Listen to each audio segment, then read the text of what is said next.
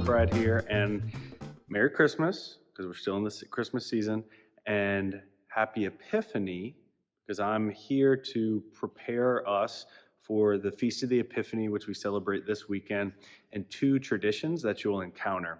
The first tradition, and as we know, any tradition, if we know about it, if we understand it, if we hear about its history and its significance, it'll be more fruitful in our spiritual life as we experience it. The first tradition is the Epiphany Proclamation of the Movable Feasts. It's a long title, but basically it goes back to the days when written materials were more scarce and communication was less frequent. And Google didn't exist to tell us when Easter was. And as you know, Easter and many other feasts of the church, they move. They're not on a particular date. Christmas, we always know, is December 25th. But Easter and some of the other feasts like Corpus Christi or Ash Wednesday or what's some of the other feasts that move? Ascension? I forgot. Okay, let me do that. Okay, I'll edit it. Okay. And so what did they do? Well, when people came to Mass on the Epiphany, they would chant or proclaim the movable feast, so people could write it down and make sure they knew when these special dates were. Now, we do have Google, but things that we did in the past that hold significance are still good for us to do nowadays. And maybe actually it breaks it out of its everydayness of so easily being accessible. We hear it in the setting of the liturgy, which is pretty good. And it reminds us that our entire calendar and our lives revolve around these great mysteries, the feasts of the church that you will hear. So, the second tradition is the chalking, the Epiphany chalking. So I will be blessing some of this chalk, just regular Crayola chalk. It's just regular chalk, but after a blessing, it's blessed chalk. And there's a tradition that goes back many, many years of an Epiphany blessing. Now, this weekend, we remember the Magi's arrival at the front door of the Holy Family.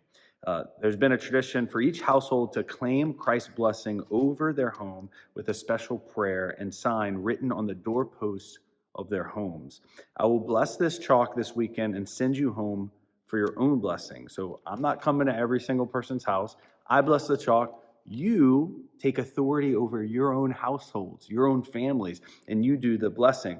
And so the liturgy guide this weekend that I'm giving you on the back is the actual blessing, the prayers that are accompanying this blessing.